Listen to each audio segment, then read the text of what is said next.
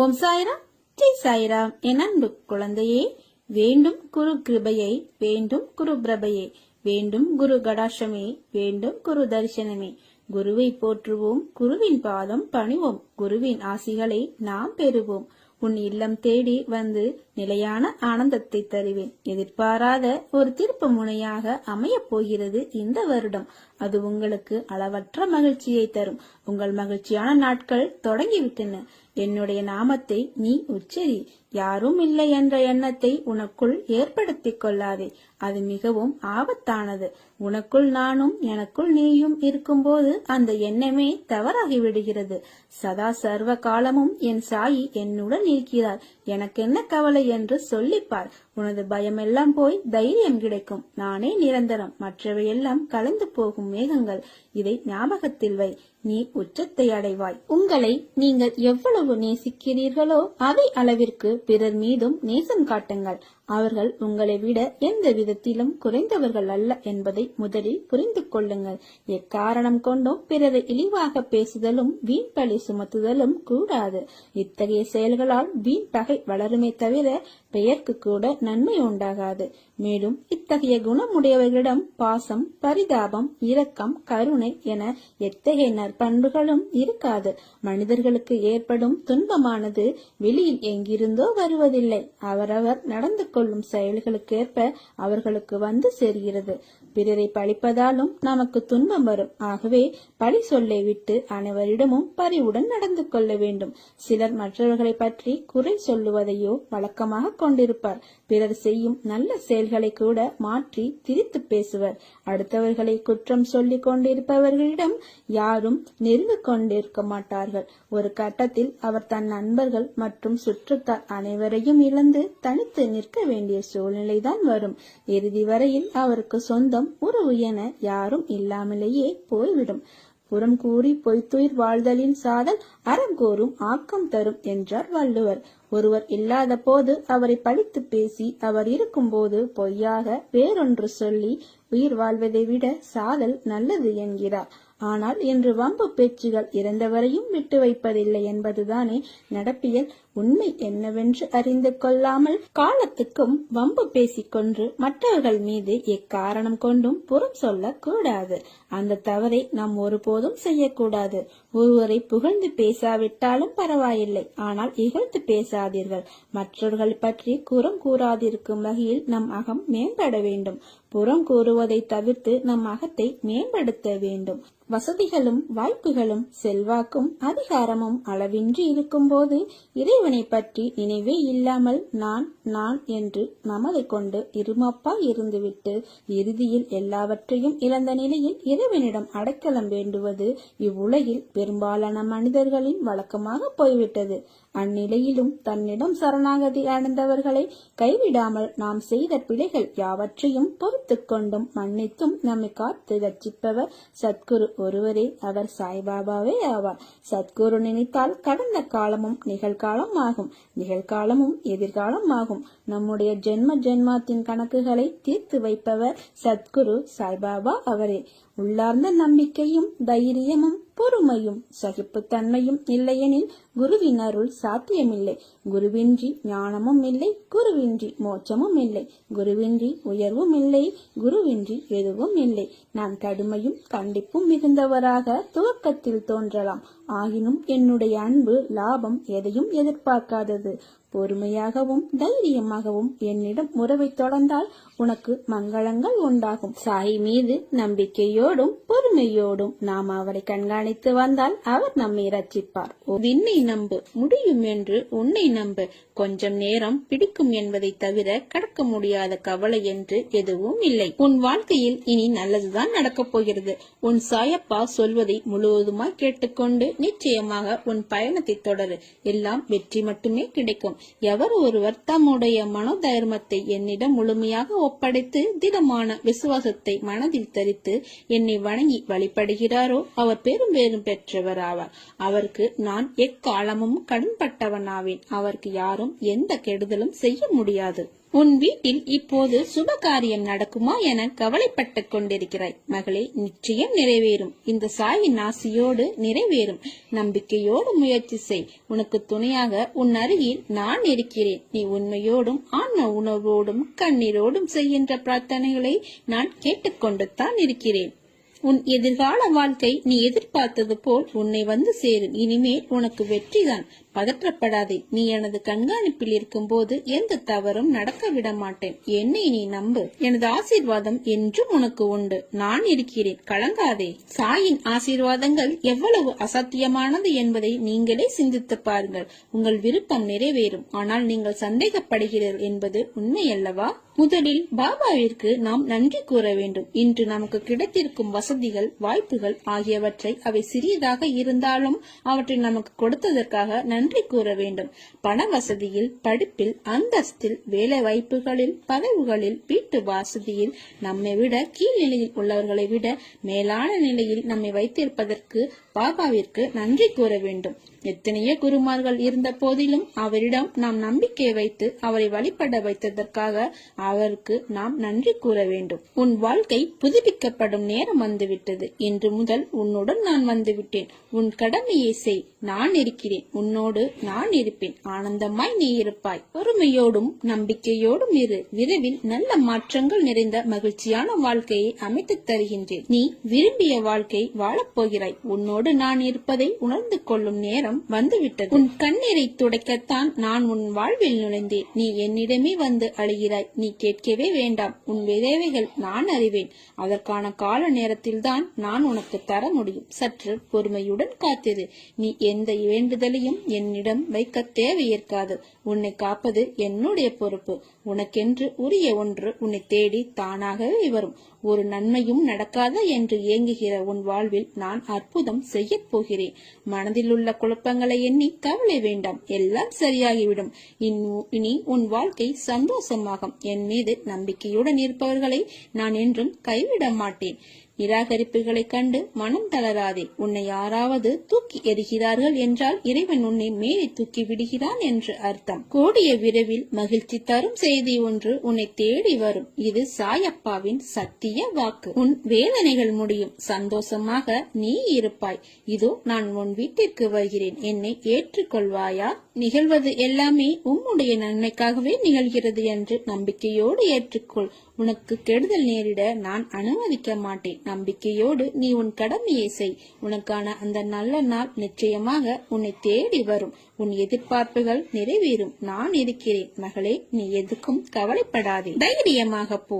எதையும் தாங்கிப்பார். வாழ்ந்து விடலாம். இந்த சாயி உன் பின்னாலும் உனக்கு முன்னாலும் உடன் வருகிறான் என்பதை நினைவில் கொண்டு என் பெயரை உச்சரித்து வா. அனைத்தும் சுபமாக முடியும். சாயப்பா உனக்கு என்றும் துணை இருப்பேன். இந்த உலகம் என்பது எல்லோருக்குமே சமம்தான். யாரும் இங்கே அனாதைகள் அல்ல. யாரும் இங்கே உற்ற உணர்வுகள் இல்லாத தனியாக விடப்பட்ட நபர் அல்ல. எல்லோருக்குமே எல்லாமே இருக்கின்றது. யாரும் எதுவும் இல்லாமல் இங்கே இருக்கவில்லை. அவர்களுக்கு துணையாக நான் இருக்கிறேன். இந்த உலகத்தில் உயர்ந்தவர் தாழ்ந்தவர் என்று யாருமே கிடையாது. யாரும் ஏழையும் அல்ல, யாரும் பணக்காரரும் அல்ல, யாரும் உயர்ந்த ஜாதியும் அல்ல, யாரும் தாழ்ந்த ஜாதியும் அல்ல. யாரும் யாரை விடவும் உயர்ந்தவர் என்றோ தாழ்ந்தவர் என்றோ மதிப்பு மிக்கவர் என்றோ அறிவானவர் என்றோ அழகானவர் என்றோ உங்களையும் நீங்கள் மற்றவர்களையும் நினைக்க வேண்டாம். இந்த பூமியில் ஒவ்வொரு மனிதர்களுமே சிறப்புக்குரியவர்தான்.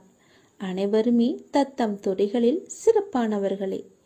வெட்ட வெளியில் உச்சி வெயிலில் வியர்வை சிந்த நிலத்தில் உழைத்து களைப்பவர்கள் ஆணாக இருக்கட்டும் பெண்ணாக இருக்கட்டும், யாவருக்குமே எல்லோருக்குமே உள்ளதை போல் சுயமரியாதை, கோபம், வலி, மகிழ்ச்சி, பசி, உறக்கம், இழிச்சொல்லின் வலி, புறக்கணிப்பின் வலி போன்ற தனிமனித உணர்ச்சிகள் அத்தனையும் அனைவருக்குமே உண்டு.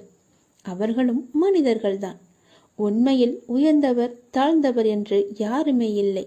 சில வாய்ப்புகள் தான் யார் இந்த பொழுதில் அவசியமானவர் என்பதை நமக்கு புரிய வைக்கிறது. அந்த புரிதலை உணர்ந்து கொள்பவர்கள் மனித நேயத்துடனே நடந்து கொள்வர். மனிதநேயம் கொண்டவர்களாலேயே மக்களை திருப்திப்படுத்தும் சேவையை வழங்க முடியும். அவர்களே மரணித்தாலும் மனிதர்கள் மனங்களில் இடம் பிடித்து எப்போதும் அழியா புகழுடன் இருப்பார்கள். மனிதர்கள் யாராயினும் அவர்கள் அனைவருமே சமம்தான்.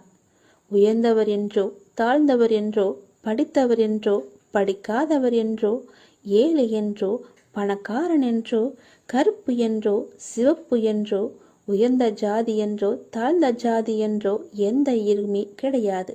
அப்படிப்பட்ட நிலை நிச்சயமாகவே மாற வேண்டும். சமத்துவம் என்ற நிலை நிலவ வேண்டும் என்றால் மக்கள் மனதில் மாற்றம் ஏற்பட வேண்டும். ஏற்பட்டே ஆக வேண்டும். எனக்கு எல்லோருமே சமம்தான். நான் யாரையும் ஏற்று இரக்கத்தோடு நான் பார்ப்பதே இல்லை. அது நம்மிடமிருந்தே தொடங்குவோம். இனி ஒரு உலகம் புதிதாக அமைப்போம். நிகரான மனிதர்களை மதிப்போம். நாமாக வாழ்வோம். முதலில் மனிதனாக வாழ்வோம். நான் யாரையும் ஏற்றம் இரக்கம் கொண்டு பார்க்காமல் அனைவரையும் சமமாகவே பார்க்கிறேன். எல்லோருமே என்னுடைய குழந்தைகள்தான். நீங்களும் அப்படியே பாருங்கள். ஓம் நமச்சிவாய. எல்லாம் நல்லதே நடக்கும். நீ பொறுமையுடன் இரு. நீ விரும்பிய எதுவும் உன் வாழ்க்கையில் கிடைக்காமல் போயிருக்கலாம். ஆனால் நீ விரும்பியதை விட சிறப்பான ஒன்றை உனக்கு நான் தருவேன். என்மேல் உனக்கு நம்பிக்கை இருக்கிறது அல்லவா? எல்லாம் வல்ல இறைவன் உனக்கு நல்லது செய்வதற்காகத்தான் நான் காத்து கொண்டிருக்கிறேன். உனக்கு தெரியாது நான் உனக்காக என்ன திட்டங்கள் வைத்திருக்கிறேன் என்று. இன்னும் சில நாட்கள் காத்திரு. என்னுடைய திட்டங்களை கண்டு நீ மிகவும் சந்தோஷப்படுவாய். என் அப்பா எனக்கு இப்படி செய்து விட்டாரே என்று நீ மிகவும் சந்தோஷமாகவே வாழ்வாய். சுய விசாரணை ஒன்றுதான் தவறில்லாத ஒரே வழி. நீங்க உண்மையில் இருக்கும் நிபந்தனையற்ற முழுமையான இருப்பை உணர ஒரே நேரடியான ஒன்று சுய விசாரணை. நான் யார்?